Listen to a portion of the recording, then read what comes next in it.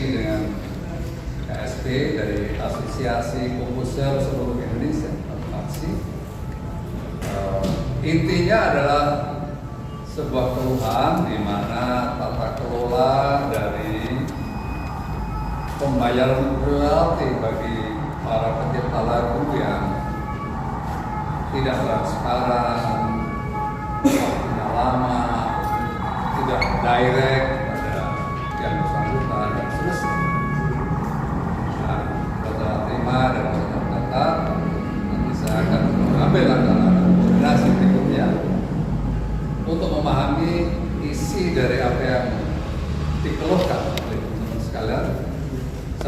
Saya persilakan Mas Iyu untuk menyampaikan yang pertama. Ya, terima kasih. Kami dari Asosiasi Komposer. Ya, terima kasih. Kami dari Asosiasi seluruh komposer seluruh Indonesia yang memadai pencipta lagu yang masih aktif dan juga masih berkarya sampai sekarang ini. Kami sudah cukup capek dan cukup lelah untuk menanti bentuk transparansi dari apa yang sudah dilakukan oleh lembaga manajemen politik nasional dan lembaga manajemen politik yang sudah melakukan pemungutan hasil dari karya cipta kami berupa royalti dan pendistribusiannya. Kami menginginkan itu sebuah transparansi. Kita menginginkan sekali itu aja. Sampai kami harus melakukan somasi, 2 kali somasi kita lakukan. Pertama 17 Juli 2023 dan ke 15 Agustus 2023. Dan yang terakhir kami meminta untuk kami mengirim audit independen dari kami untuk melakukan pemeriksaan atas apa yang sudah dilakukan oleh para lembaga tersebut. Sehingga di situ kami ingin, yang kami harapkan hanya transparansi aja. Hanya ingin transparansi supaya kita bisa tahu mampetnya di mana. Kenapa kok sampai hari ini Teknik Darussalam mendapatkan royalti untuk konsernya, untuk live-nya 146.000, saya 300.000 dan juga teman-teman yang lain kurang lebih seperti itu. Bahkan ada yang minim. Dan ini adalah sesuatu yang harus kita pertanyakan. Wajar kalau kita menanyakan. Dan ternyata jawaban dari lembaga-lembaga tersebut itu sangat mengecewakan dari kami, bahwa mereka merasa mereka tidak punya tanggung jawab atau mereka tidak punya kewenangan langsung memberikan laporan keuangan kepada kami. Padahal itu sudah diamanatkan oleh Undang-Undang Hak Cipta pasal 90, di mana di situ harus untuk melakukan audit keuangan dan dilaporkan kepada publik.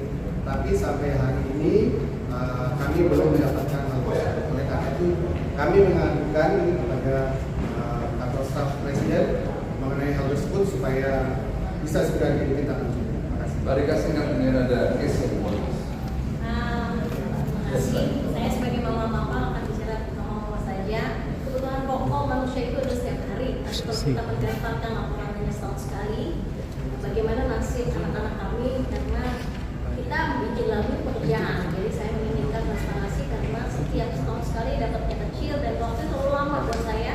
Kalau mudah-mudahan setahun sekali atau per 3 bulan pun itu sesuai dengan digital, mechanical dan performing lagi juga kelamaan. Karena saya harus dikasih jeda setiap hari, keluarga saya juga harus mendapatkan uang untuk makan dan segala macam. Jadi itu waktu menurut saya terlalu lama untuk mendapatkan laporan dan itu kita harus tanya-nanya kenapa segini. Jadi transparansi yang Mas Iyu dorong tadi memang harus. Kemudian waktu juga kami maunya gini, setiap lagu kita dibawakan kita langsung mendapatkan haknya.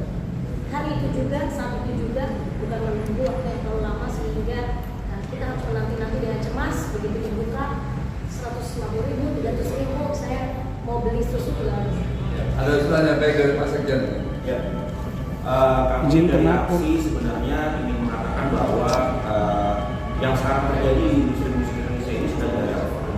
Jadi kami mengusulkan adanya pembayaran langsung kepada pencipta lagu melalui satu aplikasi online berbasis digital yang bernama Digital Direct Licensing atau DDL. Nah, DDL ini adalah sebuah menu yang bagus sekali dari Asosiasi Komposer seluruh Indonesia yang akan berbicara banyak bagi penghasilan para pencipta lagu tentunya.